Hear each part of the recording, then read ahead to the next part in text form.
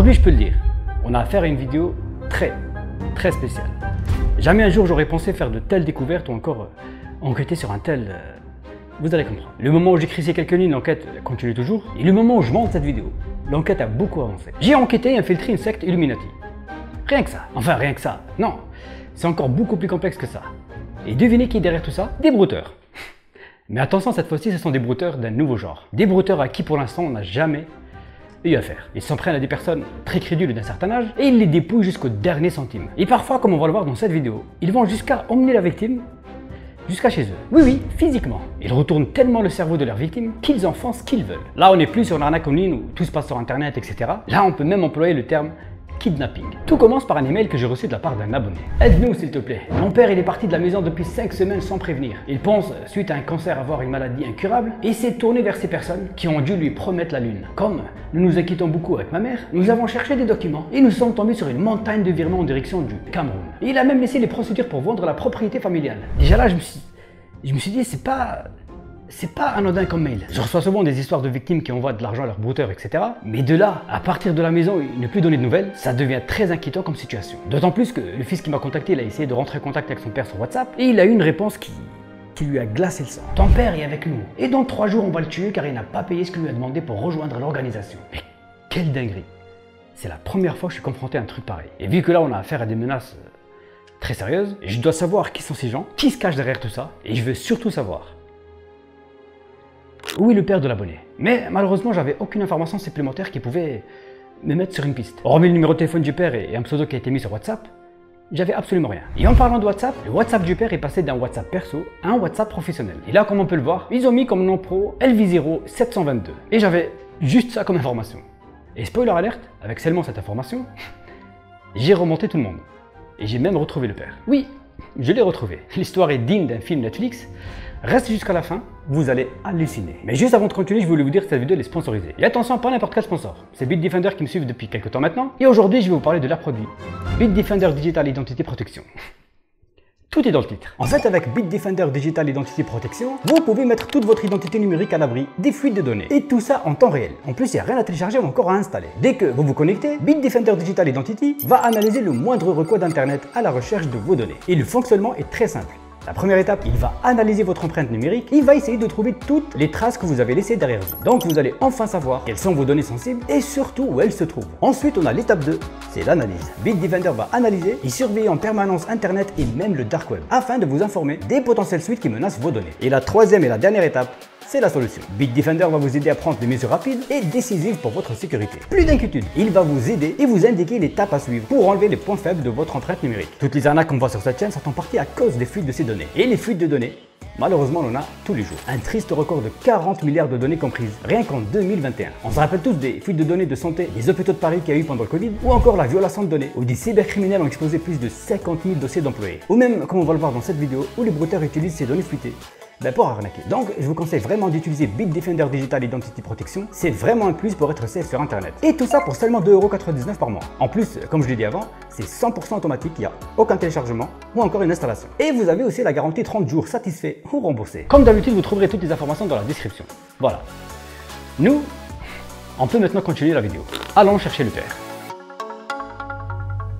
Comme je l'ai dit avant, les seuls éléments que j'avais pour cette enquête, c'était un numéro de téléphone. Le numéro de téléphone du papa. On avait aussi le compte Instagram LV0722 qui utilise ce même numéro de téléphone comme on peut le voir juste ici. En ajoutant le numéro du papa sur WhatsApp, on peut voir qu'il redirige aussi vers ce compte Instagram. Et en regardant de plus près ce compte Instagram, j'ai juste halluciné. Au début, je pensais à une blague, à un prank.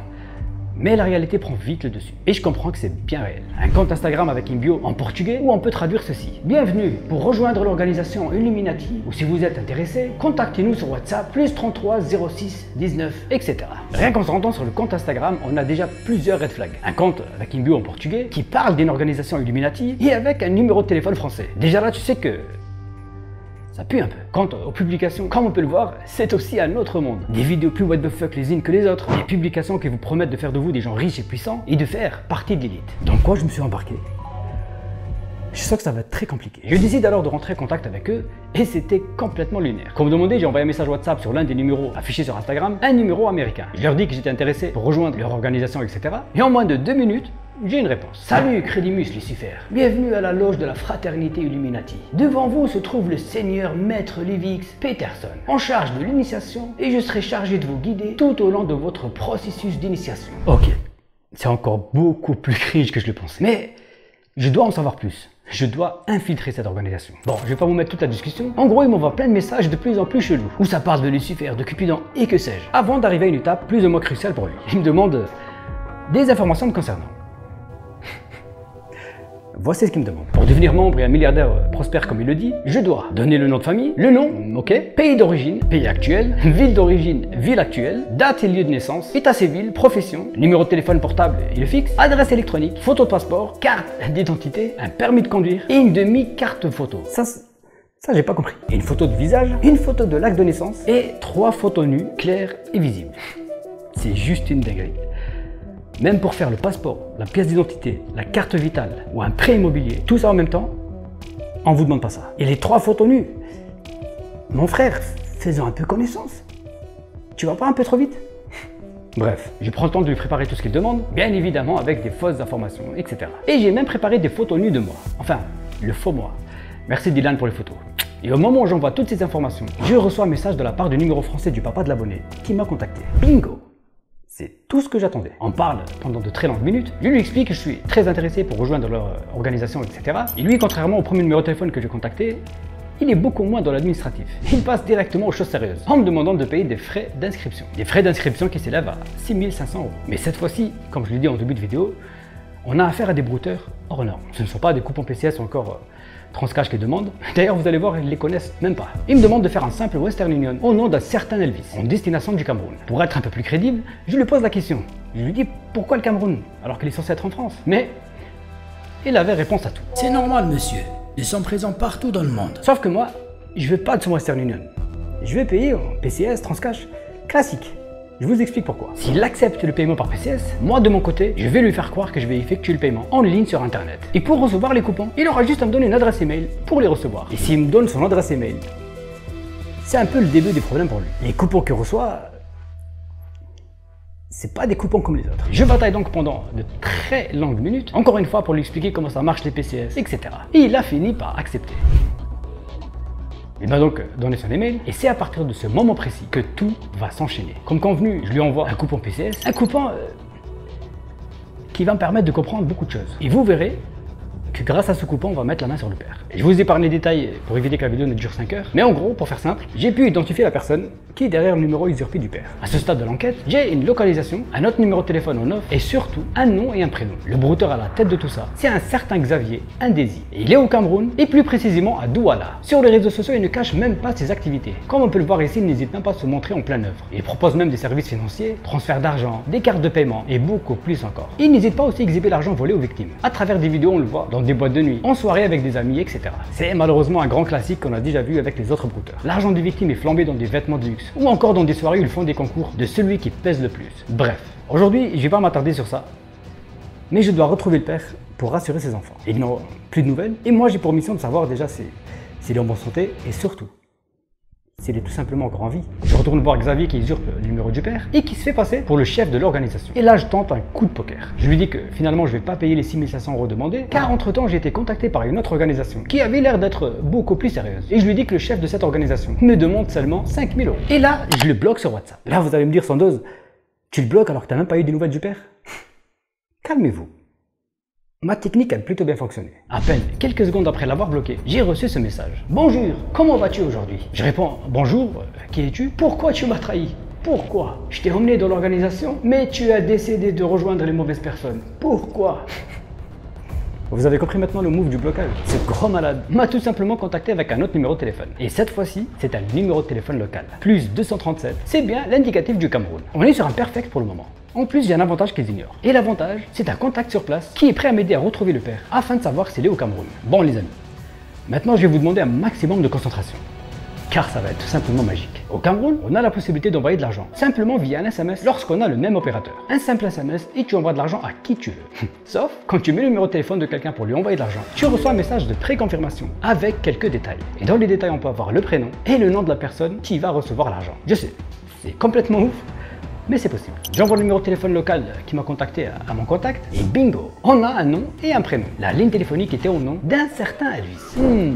Ça vous rappelle rien ce prénom? Le Western Union qui m'avait demandé de faire était au nom d'Elvis. Le compte Instagram c'est Elvis0, mais c'est Elvis Euro. Tout est lié les amis. Et ce fameux Elvis, j'ai compris, comme vous allez le voir un peu plus tard, que c'était tout simplement un complice ou le trésorier. En gros, c'est celui qui doit recevoir l'argent. Donc là, je comprends qu'on n'a pas affaire à une seule personne qui agit dans son coin, mais certainement un réseau. Je réitère donc l'expérience du blocage qui a plutôt apporté ses fruits et je le bloque à nouveau sur ce numéro de téléphone. Et sans surprise, un autre numéro de téléphone me recontacte. Encore une fois, un numéro local. Et derrière, je refais exactement la même manipulation. À savoir donner le numéro à mon contact sur place, il fait une simulation d'envoi d'argent. Et on a à nouveau un autre nom et prénom. C'est totalement dingue ce qui se passe les amis.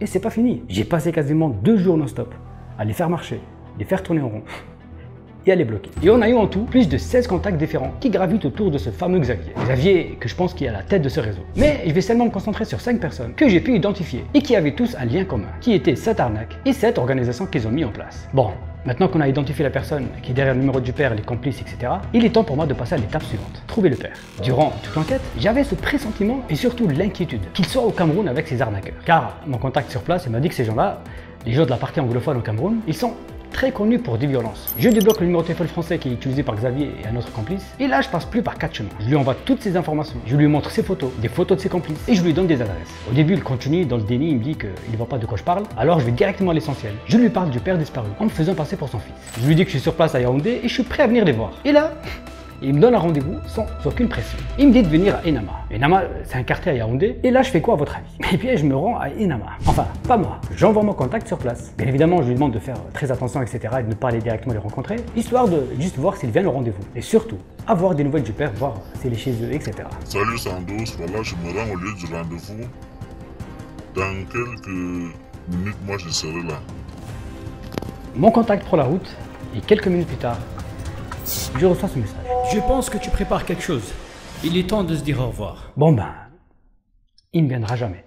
Et à ce stade, j'ai toujours pas de nouvelles du père. Et quelques minutes plus tard, je reçois ce message. Tu veux vraiment voir ton père? Je réponds que oui. Arrangez une somme de 5 000 $ pour voir votre père.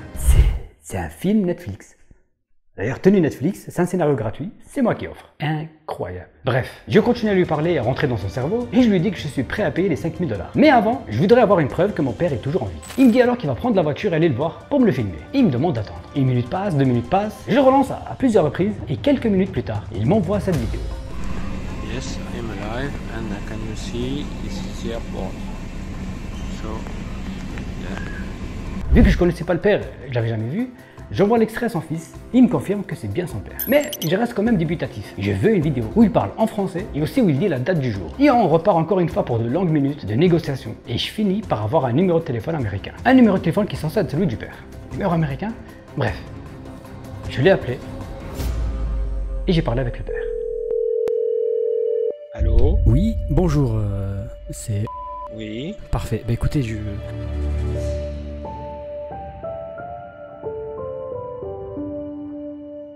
Au fil du temps, je me suis rendu compte que certains mentaient et donc j'ai fermé la porte. C'est pour ça que je suis pas resté. J'ai pris plusieurs fois parce que je me suis rendu compte que certains, ils me racontaient blanc puis ils faisaient noir, quoi. Voilà. tous ceux qui vous racontent blanc actuellement, ils vous racontent aussi noir en même temps. Donc dites-vous que... Pardonnez-moi de vous couper, mais parce que dans le lot, tous ne sont pas des truands. Je veux dire, il y en a quand même qui sont fondés. Vous attendez quoi pour avoir vos 200 000 €? Non, mais c'est ma question. Il y en a qui font réellement partie de Brotherhood Illuminati Family. Absolument pas. Moi, ce que je veux simplement, c'est savoir par rapport à leur pseudonyme, ceux qui sont vrais, ceux qui sont faux, quoi.